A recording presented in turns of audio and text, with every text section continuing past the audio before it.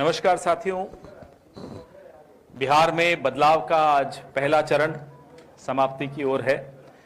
121 विधानसभाओं पर मतदान पूर्ण हो रहा है। आवाज क्यों आ रही है?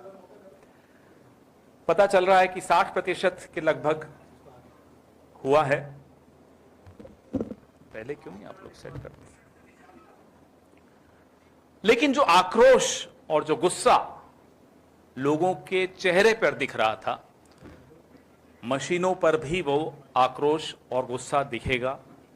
आज ये स्थिति रही कि बिहार के कई भाजपा नेता, विधायक, उम्मीदवार, यहां तक कि उप मुख्यमंत्री खुद, उन्हें आज भारी विरोध का सामना करना पड़ा। ये आने वाले कल यानी कि 14 तारीख को क्या होने वाला है, स्पष्ट अंदेशा इससे दिख रहा है। यह पता चला कि बिहार का मतदाता पूरी तरह जाग उठा है, लेकिन यह भी पता चला कि बिहार का मतदाता तो जाग रहा है, चुनाव आयोग सो रहा है या सोने की एक्टिंग कर रहा है, ड्रामा कर रहा है, नाटक कर रहा है। अनेक उदाहरण हमें ऐसे मिले दिन भर में, आप सब साथियों के माध्यम से और सोशल मीडिया के माध्यम से, जहां सरेआम यह स्पष्ट हो गया कि एसआईआर नाम की एक्सरसाइज एक ढकोसला थी। यहां तक कि भारतीय जनता पार्टी के पूर्व सांसद राकेश सिन्हा, फरवरी में उनका ट्वीट आप जैसे साथियों ने निकाल के सामने रखा, जब वो दिल्ली में द्वारका में वोट डाल रहे थे, आज बेगूसराय में भी वोट डाल रहे थे। ये एसआईआर हुआ है। न केवल राकेश सिन्हा, भारतीय जनता पार्टी के और कई प्रकोष्ठों के अध्यक्ष, कोई संतोष ओझा, ऐसे अनेक उदाहरण, 5-7 उदाहरण हैं और भी आ रहे हैं लगातार, जो दिल्ली में भी वोट दे रहे हैं, यहां भी वोट दे रहे हैं। और चुनाव आयोग बार बार एसआईआर कर करके ऐसे लोगों का नाम काटने का षड्यंत्र रच रहा है जो उसे लगता है कि भारतीय जनता पार्टी या गठबंधन, जो एनडीए का गठबंधन है, उनको वोट नहीं देते। आज भी प्रयास पूरा हुआ, दानापुर की तरफ नाव बंद कर दी गई। ऐसे अनेक उदाहरण मिले, लोगों के नाम कटे हुए। हम खुद, काफी साथी हमारे घूम रहे थे आज, जो भी मिले हमें, बता रहे थे कि कई जगह लोग रुआंसे होकर पोलिंग बूथ से वापस लौट रहे थे। खैर, आपने जितनी साजिशें करनी थी कर लीजिए। भारी बहुमत से तेजस्वी यादव जी मुख्यमंत्री बनने जा रहे हैं, महागठबंधन की सरकार बनने जा रही है, और इन सारी साजिशों पर पानी फेरने हम जा रहे हैं। जो विरोध का सामना विजय सिन्हा को करना पड़ा और इनके उम्मीदवारों को करना पड़ा, उम्मीद है कि दिल्ली में जो साहब बैठते हैं वो भी देख रहे होंगे कि ये दरअसल ये हो रहा है।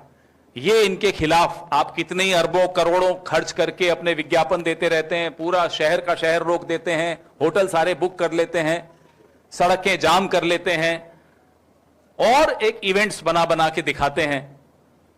होना कुछ नहीं है, क्योंकि बिहार का मतदाता गुस्से में आज वोट दे रहा है। नौजवानों में खास तौर पे उत्साह दिखा, महिलाओं में एक अलग तरह का गुस्सा दिखा, क्योंकि ये सब वो महिलाएं हैं जो अपने घर में रोज सुबह बेरोजगार बच्चों को देखती हैं और उन्हें दुख होता है। पुरुषों में, बुजुर्गों में, व्यापारियों में, सब में वो गुस्सा दिखा जो बिहार के कई पुराने लोग बता रहे थे, ऐसा गुस्सा उन्होंने पहले कभी नहीं देखा। तो ये गुस्से का वोट है, और गुस्से का वोट हमेशा बदलाव का वोट होता है। ये बदलाव का भारी बहुमत 121 सीटों पर आपने देखा, और अगले चरण में 11 तारीख को जो 122 सीटें बची हैं, उसमें भी यही मूड, कमोबेश इससे ज्यादा मूड खराब है लोगों का। और उम्मीद करते हैं कि 11 तारीख की शाम को फिर आपसे मुलाकात करेंगे और फिर से हम मुस्कुराते हुए चेहरों के साथ आपको बताएंगे कि क्या हो रहा है। अब आपके सवाल। पवन जी, कल राहुल गांधी ने जिस तरीके से ब्राजीलियन मॉडल का फोटो दिखाया प्रेस कॉन्फ्रेंस में, जो वोट चोरी की बात कही, आपको लगता है कि क्या उसका असर आज बिहार में पड़ा है? जिस तरीके से जो वोट चोरी की बात थी, क्या बिहार के मतदाता उससे इंपैक्ट हुए हैं? ना केवल बिहार के मतदाता, काफी हद तक हमने रिटर्निंग ऑफिसर्स भी हैरान थे कि उनसे क्या क्या करवाया जा रहा है। मैं ज्यादा नहीं बोलना चाहता अभी, क्योंकि कुछ नियम से हम बंधे हुए होते हैं, हम सब, आप भी। लेकिन अफसरों तक को लग रहा है कि उनके हाथों लोकतंत्र का कत्ल नहीं होना चाहिए।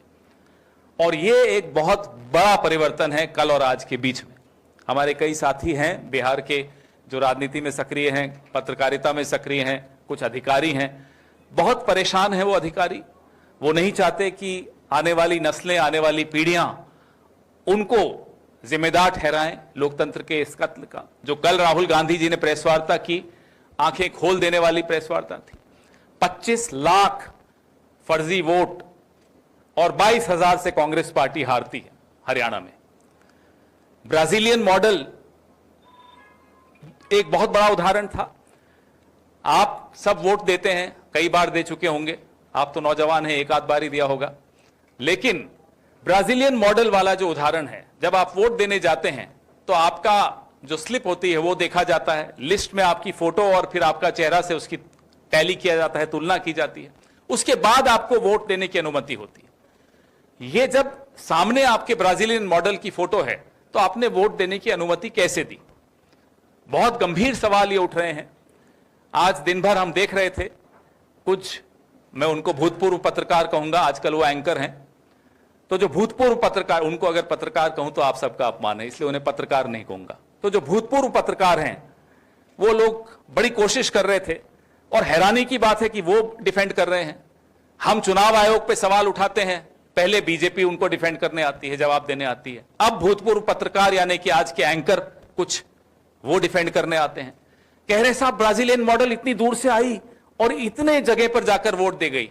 महामूर्खों, इतना तो समझो कि वो खुद नहीं आई थी, उसका चेहरा, उसकी फोटो इस्तेमाल हुई थी। अब मुझे बोलने में बड़ा अटपटा लगता है, महामूर्ख, हमारे सब साथी हैं ये लोग, ये जो एंकर ट्वीट कर रहे हैं।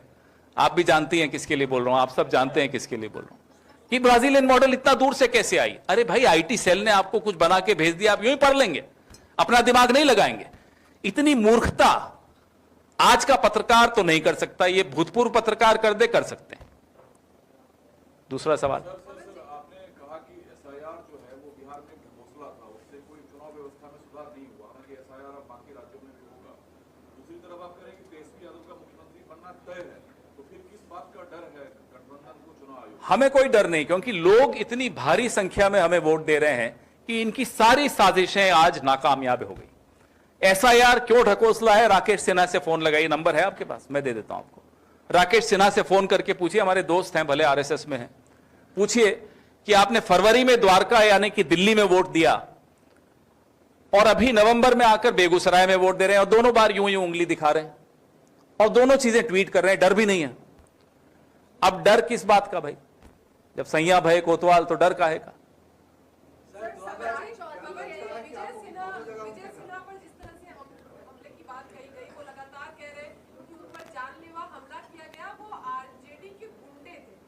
भाई देखिए,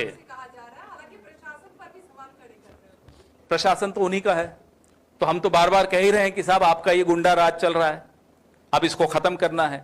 आज उस गुंडा राज के शिकार आप खुद हो गए, क्योंकि लोगों का भी गुस्सा है। हम हिंसक प्रतिरोध या विरोध के खिलाफ है, क्योंकि हम ऐसी पार्टी हैं जो बिना हिंसा के विरोध करके अंग्रेजों को भगा दिया था, तो हिंसा के खिलाफ हैं, लेकिन विरोध तो है। जब आप विरोध के सारे दरवाजे बंद कर देंगे तो जाहिर सी बात है सड़क पर गुस्सा दिखेगा आपको, जो आज इन सबको दिखा। सर 2020 में मैंने आपसे सवाल किया था कि जो चुनाव हो रहे थे उसमें महागठबंधन अच्छी पोजीशन में था और सरकार बनाने वाला था। मैंने ये पूछा था कि ये जो ईवीएम को हैक करते हैं उससे कैसे निपटेंगे आप? वही सवाल फिर आज में मुझे याद आ गया, आपने 2020 में पूछा था, आप अभी भी वैसे के वैसे, मेरे बाल सफेद हो गए। ईवीएम पे कई चर्चाएं हो रही हैं, होती रहती हैं और होनी भी चाहिए। बड़ी स्वस्थ परंपरा है ये कि चर्चा होनी चाहिए, कोई भी पूर्ण विराम नहीं लगता किसी भी थ्योरी पर। कोई नया जानकारी अगर आपके पास है ईवीएम्स के विषय में तो हमसे भी साझा कीजिए। हम लगातार प्रयास कर रहे हैं, हमारे नेता राहुल गांधी लगातार प्रयास कर रहे हैं कि चुनाव पारदर्शी हो, वोटर्स लिस्ट पारदर्शी हो, चुनावी प्रक्रिया पारदर्शी हो, चुनाव आयोग निष्पक्ष हो, चुनाव आयुक्त स्वयं किसी की साइड न ले, राजनीति न करे, जैसा कि ये क्या नाम है, ज्ञानेश गुप्ता करते हैं। दोनों वही पूछ रहे हैं। वो कह रहे हैं कि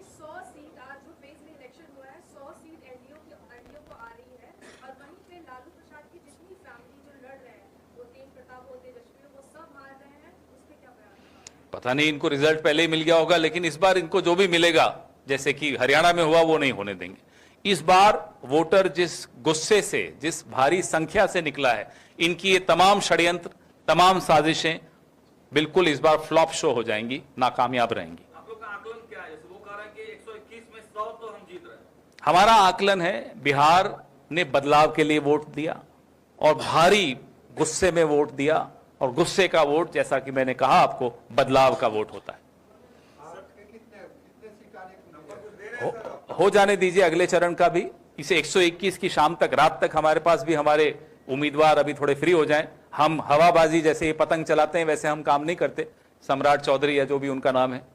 लेकिन हम इतना बता दें कि 4 बजे के लगभग हमारे वॉर रूम ने तमाम कैंडिडेट्स से जरूर बात की थी। बता सकते हैं इनके, साझा कर सकते हैं? सबसे बात हुई थी, आंकड़े भी लेने की कोशिश की सबसे। कोई ऐसी आवाज हमारे वॉर रूम ने नहीं सुनी जो मायूस हो। अब इससे ज्यादा और क्या बोलें? सब खुश थे, सब प्रसन्न थे। एसआईआर का मुद्दा आप लोगों ने इतना ज्यादा उठाया, वोट चोरी की बातें की, जनता को आपने ये बताया कि वोट का महत्व क्या होता है। बावजूद इसके तेजस्वी यादव और राहुल गांधी ने इसकी जिम्मेदारी ली थी कि जो लोग वंचित हैं, जिनका नाम कट गया है, उनके नाम हम जुड़वाने के काम कर रहे हैं। लेकिन सुबह से जब हम बूथों पे मौजूद थे, कई ऐसे लोग हैं जिनके नाम आज भी कटे हुए हैं और वो शिकायत कर रहे थे कि हम जाए तो जाए किसके पास। ऐसे लोगों के लिए आप क्या? नहीं, ये है, बात सही है आपकी। ऐसे लोगों के लिए रास्ता यही है जो आज बिहार ने दिखाया। बिहार ने ये समझते हुए, ये स्थिति को भांपते हुए, आज ऐसे लोग भी वोट देने निकले जो हमें बता रहे थे कि पिछले 3 इलेक्शन में उन्होंने वोट नहीं दिया। ये एक बहुत पॉजिटिव बात है, सकारात्मक बात है कि लोग चाहते हैं कि राहुल गांधी ने और तेजस्वी यादव जी ने जो बीड़ा हाथ में उठाया है कि लोकतंत्र न हारे, उसको कामयाबी दिलाने के लिए आज लोग भारी संख्या में इसीलिए निकले। और जब हम सरकार में आएंगे, ज्ञानेश जी सुन रहे होंगे, नहीं सुन रहे हो तो आप सुना दीजिएगा। ज्ञानेश कुमार गुप्ता जी, ये ध्यान रखिएगा, हम आपको देख रहे हैं और आगे भी देखेंगे। सर, पिछली बार काउंटिंग के समय जिस तरह से 5 बजे के बाद काउंटिंग रोक दिया जाता है, फिर चालू होता है और जो जीतते हुए प्रत्याशी हार जाते हैं और हारे हुए प्रत्याशी जीत जाते हैं। करके दिखाएं, इस बार क्या करेंगे आप लोग? करके दिखाएं, इससे ज्यादा नहीं बोलेंगे। देख लें, हम भी देखेंगे, करके दिखाएं। धन्यवाद।